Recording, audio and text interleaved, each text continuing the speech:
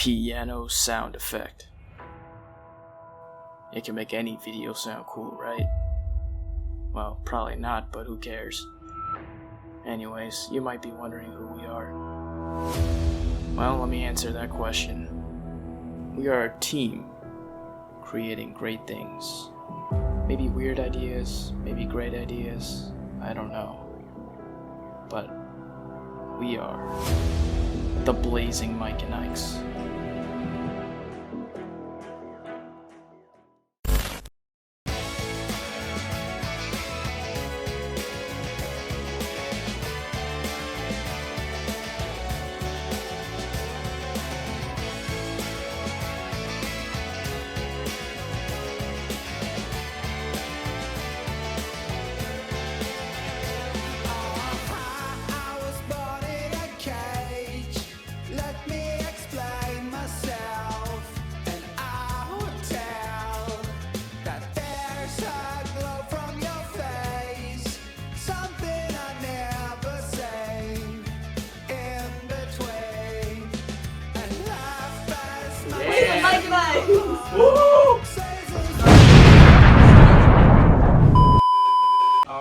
Hi. This is Blazing Mike and Ikes. Oh, it started. Okay. Yeah. Yeah. So. Okay. What was the first question? Okay, first question. Tell a story of how your team used troubleshooting to uncover and learn about an unexpected problem. Okay, so I guess one of the problems we ran into pretty early on was that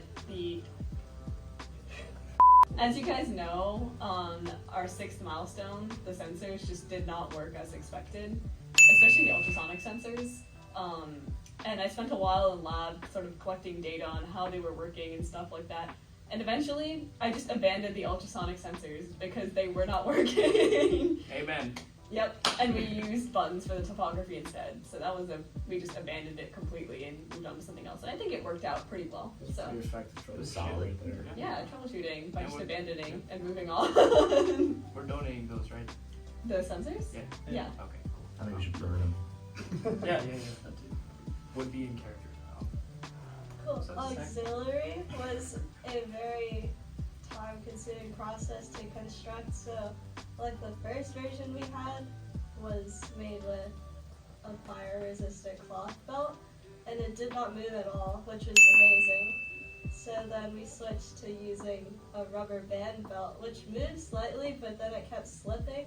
So then we wrapped the axles with rubber bands to create more friction.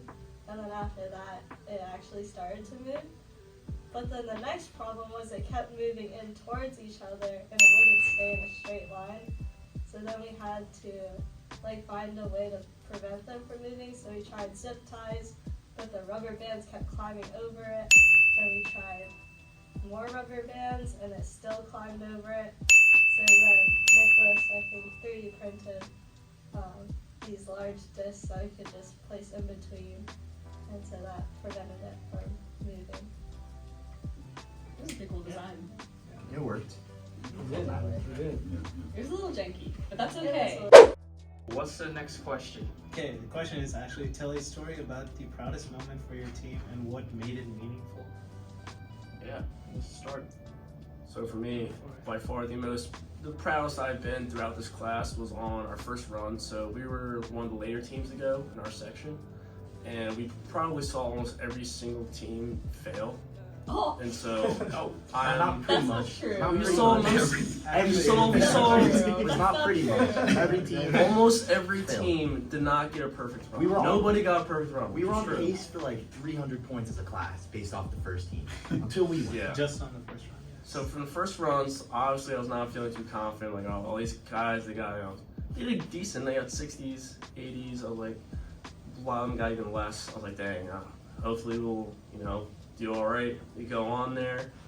Took us a couple of seconds to realign, and then as soon as we got it, I was like, dang, we literally just did everything. And it wasn't until the very end we got topography barely wrong. Or right there, I was like, wow, we actually did something like. Something that you can say you did something really well to the point where it was better than the rest of the class. Like we did it's not like a bragging mode, but some say like Yeah, we won. basically we did better than everyone else See, as the way a the team. class celebrated with all of us, that Yeah. was like Yeah, an that was indication nice. that we were very good on the very first This round. is That was so something. hype. The first one. There's something none of you really heard, but from where I was sitting like next to all the TAs.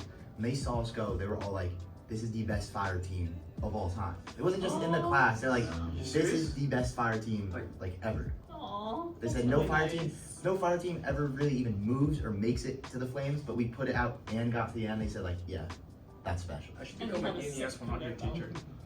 I'll be the next one. Yeah, that was the coolest part for sure. The fact that we did something that was like, you know, something that was really good. So I don't know. You know what I mean? Yeah, but it was Crazy conveyor Something that was belt. successful. All right, next part to it. Any others? Cheers. One of our proudest moments. Proudest moment. Looking back on it, it's a proudest moment, but at the time it was one of the most stressful moments. I think it was me and John who walked into the lab a little bit late, and we were bombarded with requests to quickly switch from the servo motor to an actual motor. Oh, it was like a split-second like decision that we all made as a team while we were there, because our servo motor unfortunately was just not working. I still don't know why. I don't know anything about It was the coding. code. Yeah, It like screwed up the code. So yeah, that was annoying. Making up brand new motor mounts within that split second, not only designing it but then like printing it when every 3D printer was taken up by everyone else and the lab was about to close. And I think it was Mike who offered cookies to help make it easier. It didn't help. I'm sorry. They were motivating, but the stress was still there. But in the end, you know, it worked. I think part of it why I was Surprising. so like high with that is because like we worked as like a team. Like we got there because there was like we need like a new like motor mount thing, and then we print out the new motor mount, and then Nick goes to work on like soldering stuff and get everything to work, and then we had to get the code for the motor too. So just the way that we work so quick as a team to turn this thing around so that we get the auxiliary to work for the next day. The competition was literally next day. Yeah. So just the way that we did all that. I think you worked with the motor controller. The and computing you station had was you the had the second auxiliary motor and controller. everything worked together. Oh Like, yeah, that was you the had first to time find a everything- motor controller like last second. Yes, I did. Okay. I think that was the only time everything clicked together first try instantly. Yeah, that that was the only time Never it had ran moments. smooth, yeah. Yeah, where it clicked. But yeah, I kind of missed that moment. Uh, Unfortunately. yeah. I'm sorry. Sorry, Vincent. Yeah. For Shakir, third question. Yeah. Okay, next question. Consider the biggest design flaw in your delivered product. What erroneous assumption or modeling errors led to this design flaw, and how did this flaw impact your product's performance and or the development process? We all know what the flaw was. Yeah, yeah. Well, yeah, we assumed that there would be 0-point turning, and it wasn't. So we never really aligned properly, or we Not had to even like close. adjust it so that it would align properly. Like Colby, you essentially would like switch it off, put it back, and like turn it a little bit, and be like, okay, next time it's gonna work, and then it would align properly. It would never be accurate or like reliable, like repeated. Like you Yeah. would always You can do put it, something else. you can put it in the same spot every time and it would be different. Yeah, it was 100%. Yeah, I think yeah, it was the vision. It was hash luck for sure. Yeah, it was like vision system as well. Yeah, I think it's also because the camera is not always a perfect angle looking down. Yeah. Yeah. So it that- could be like a little error or something. Yeah, so I think. Sorry. Oh, the fact that we were turning kind of fast, Oh yeah. right? Yeah. But Oh, we- so fast. yeah, it might not. I figured that it didn't give the vision system enough time to like recognize that we were at the right heading. So it would turn a little bit farther before it got the signal to stop every time. If only we That had makes more sense. time. To be fair, that Slower speed, motors. that speed was the only thing that helped us like readjust to multiple times. Actually, and that's still true, have that's time true. Yeah. to get to the end, That's unlike some awesome. of the other groups. Yeah, something that changes Many so of the move so others. slow. Yeah, it took a while to test our stuff. I was very happy we got a fast vehicle. I could not stand to watch it go literally 2 inches for 5 seconds. Yeah, that was a little painful. Hey, Shahir, what's the fourth question? Question for all of you individually. Imagine that your 9th grade cousin thinks engineering is only for the top students in math and science. What advice can you give to him or her about the diversity of skills and disciples needed for success in an engineering design team? Okay. I would say, sort of improvisation, sort of understanding that if something doesn't work right away, you have to persevere through it and come up with something that's a little bit different that might now work. So for instance, in the design of our like auxiliary, we had a bunch of stuff that did not work. Nikki's face. We had a bunch of things that didn't work. For instance, our first conveyor belt with like the fabric didn't work. And instead of stopping there and being like, oh, well, it doesn't work, like, and sort of dwelling over it, we just found something, we just moved on to the next thing and improved on it, which was rubber bands, and that worked, so, yeah. But in reality, if you're not good at calculus or chemistry, just get a different major now. Oh, okay. I got Communication is also really important. I think we kind of lacked that at the first, like when we first started building the robot, like I was saying earlier with the 0-point turning and stuff, but I think by the end, with going from the server to the actual motor, our communication was amazing, because there's so much going on in so many different parts of this robot. I just think it's like so important to be able to like communicate with your teammates, and so everybody knows what's going on, so you can get the best possible product. Alright, creativity is definitely probably one of the most important things, and in reality, it's probably one of the most important things when it comes to engineering. It's double checking, triple checking, troubleshooting, and creativity. If you're not creative, then you're not going to be able to make something innovative that will actually be effective and work, while also having new perspective on a certain problem. You're not going to become a successful engineer if you're not creative, so creativity is basically everything. Yeah, so another skill that would be very useful, especially for ENES 100, is video editing, photo editing, graphic design, and just basically the showcasing of visual aspects of your vehicle design, whatever you're making, because without visuals, no one's gonna care, let's be real. Because like, you know, all those advertisements are so cool. You like it because of like, you know, the visuals and everything. So yeah, that's definitely like the first impression to anything. So you gotta make that count.